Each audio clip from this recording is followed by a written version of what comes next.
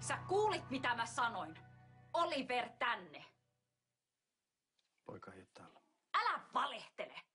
Elias kertoi. Sä hylkäsit sen. Sulla ei tänne mitään asiaa. Oliver on täällä ja pysyy. Mä soitan poliisille. Soitettu jo. Samaa lastensuojelua. Poikaa ei anneta sulle ilman viranomaisten määräystä. Mitä määräystä? Mä olen Oliverin äiti. Minkälainen äiti jättää poikansa heitteille? Tajutko sä yhtään, minkälaiseen vaaraan oot sen joutu sun takia? Mä en tehnyt sitä tahallani. Meidät siepattiin. Säästä selityksessä sossuille.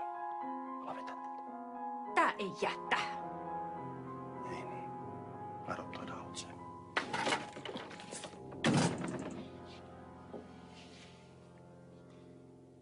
Kannattaako nyt yhdistä Siimahänestä tehdä noin iso numero? Sua ei haittaa yhtään, että meidän talossa on tuholaisia.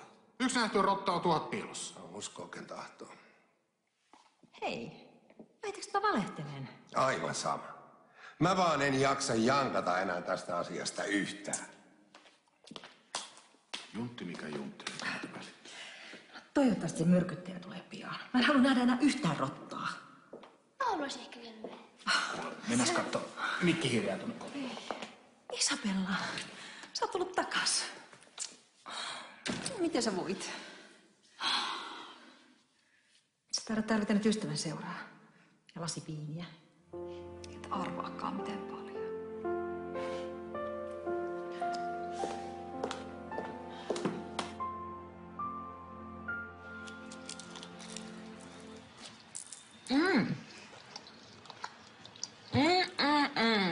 Siis nää on tosi hyviä nämä munkit. Ai että. Ja aika hauska läppä toi lappu, oikeesti. Hei, ottakaa nyt ihmeessä tekin, tai muuten tulee sapiskaa. Joo, ei kiitos. Hei, kannattaa kuitenkin käyttäytyä kunnolla, tai tiedätte, mikä teitä odottaa.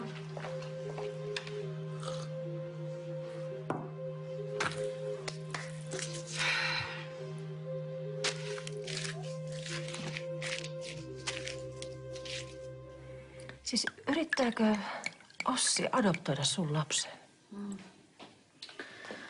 Mä en nähnyt pojasta vilaustakaan. Ainut, millä mä jaksoin Siperiassa, oli ajatus siitä, että mä saan Oliverin syliini. Sebastian raivostuu, kun se saa kuulla. Te ootte kyllä joutunut kokemaan hurjia asioita. Onneksi tämä Sebastian siirretti Suomen sairaalaan. Tää paluu nyt ei ihan sujunut niin kuin mä kuvittelin. Sano vaan, jos mä voin auttaa jotenkin. Tänä iltana mä en pysty tekemään yhtään mitään Oliverin hyväksi. Joten puhutaan välillä vaikka susta.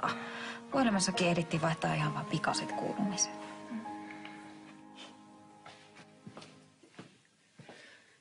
Ei mullakaan ole nälkä.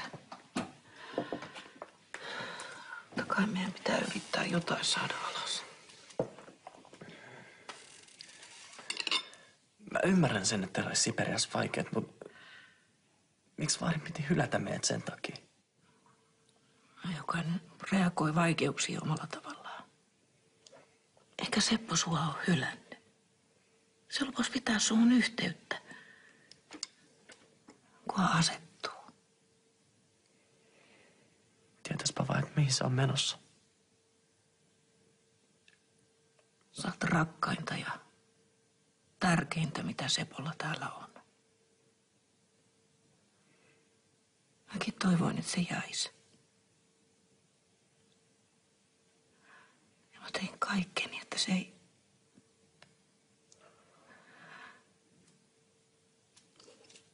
Haluat sä tiedät, että mä en lähde mihinkään.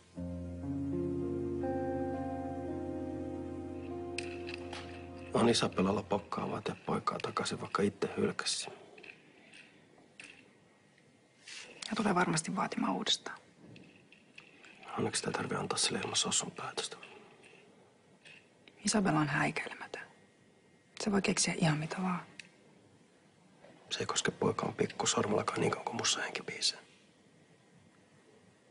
Viranomaisten on pakko tajuta, että me ollaan pojalle paljon paremmat vanhemmat. Mä toivon, että sä oot oikeassa.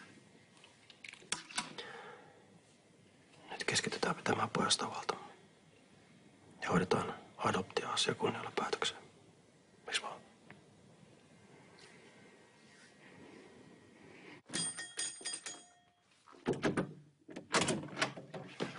Ja haastuoksesta päätellen Seppo on tehnyt lämpimiä voileipiä. Missäs niitä on? Ei se niitä tehnyt. Se lähti. Lähti. Minne?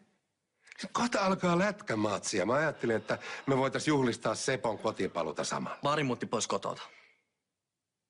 Johonkin toiseen kerrokseenko? Ei, kun kokonaan pois.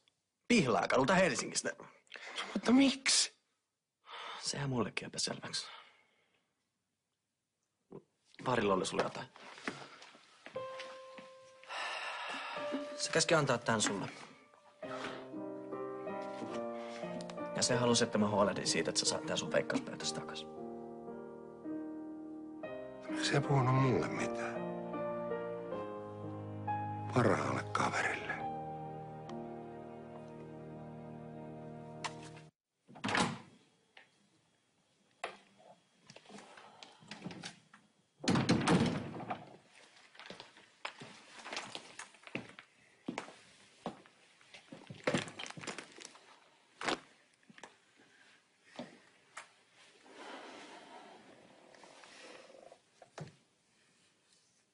Sebastian.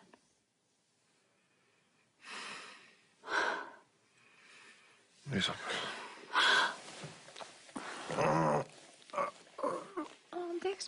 Anteeksi. Mä oon vaan niin onnellinen, että sä selvisit. Selvittiin kaikki. Paitsi Heiskanen. Se on nyt kuollut. Hei, mutta mä kerron sulle kaiken sitten, kun sä voit vähän paremmin. Minkä takia sä oot siinä? Anteeksi siitäkin. Tää Oliverilla äiti olla. Missä se muuten on? Miksi et ollut poikaa mukana? Se on Sindillä ja Ossilla. Miksi? Vai pois se sieltä? No mä yritin. Se on viranomaisten päätös, kunnes meidän katoaminen on selvitetty. Jumalauta, eihän ne nyt voi meidän poikaa pitää. Sitä ne nimenomaan yrittää. Ne on pojan sijaisvanhemmat ja ne haluaa adoptoida Oliverin. Jumalauta, ai sä itse. Hei, rauhoitu! Et sä voi lähteä mihinkään tuossa kunnossa. Hei, kyllä mä hoidan asian. Keskity sä nyt vaan toipumiseen.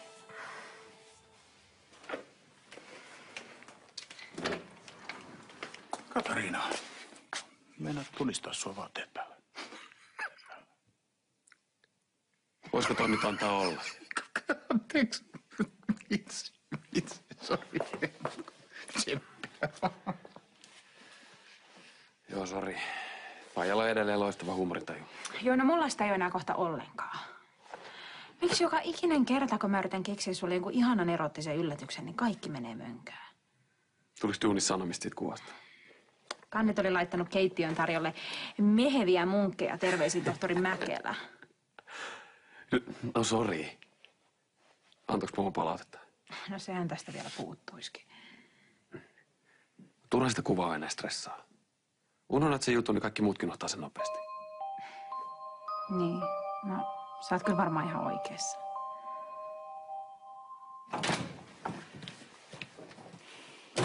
Mutsi. Hei, onko sun vointi jo parempi? Joo, eikä tässä henkiin jäädä. No, miten sä jakselit? Älä musta huolehdi, mä pärjään kyllä. Kuulin, että Seppo on nostanut kytkintä. Sori, ei ollut tarkoitus juorota. Mun on vaan vaikea tajuta sitä. Hei, mä lähden nyt kotiin. Saatte puda näitä asioita ihan kesken. Mä tuun kans. Mä tuun katsoa sua myöhemmin. Okei.